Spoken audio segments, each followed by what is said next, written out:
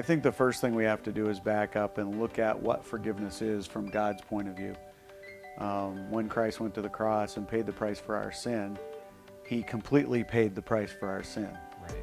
So when he offers us forgiveness, it's a completed act.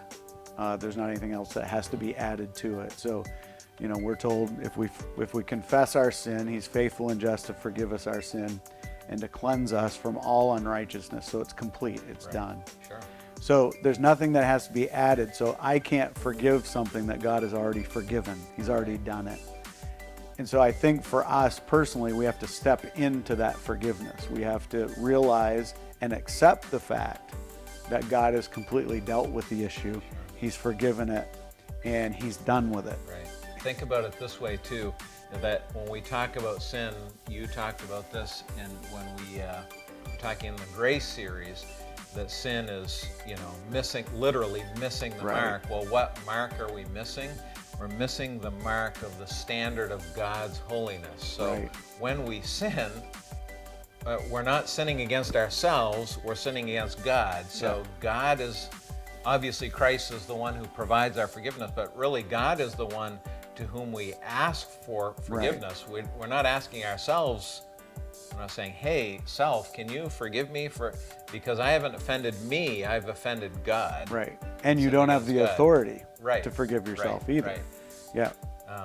I wonder too about, and I don't know exactly what this person was referring to or how they were thinking about the question, but when I think about somebody forgiving themselves, or I think about me, like, I need to forgive myself for that, I wonder if sometimes we're not confusing forgiveness with the guilt and shame that naturally follows sin. Yeah. So God has forgiven me if I've confessed my sin, like you just quoted from 1 John. But then there's another question, you said it, I need to lean into that forgiveness. Have I released that guilt, or am I still beating myself up over it? Or is it something that happened that caused some embarrassment, so I'm feeling shame because of what I've done? Right. So there's a difference between forgiveness and, the guilt and shame that we put on ourselves. Right. And maybe in our minds too, one of them is, if I beat myself up long enough with the guilt, then God will be happier with me. Right. Instead of realizing that his forgiveness was complete and he can't offer me more. There's not more of it. Right. If I live out in this the state of guilt, then I carried the weight. And really what I'm saying is I'm happy with myself because I did it. Well, I did the work. Right. I did the work instead of trusting Christ. Instead of just saying God is enough and what Christ did was enough. Right. And if he forgives, then I'm forgiven. Sure. Yeah. Sure. Yeah.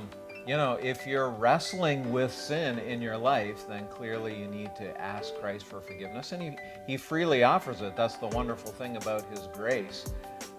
If you're wrestling with guilt and shame, then we encourage you to lean into what Christ has promised in his forgiveness and walk in the newness of life that he provides when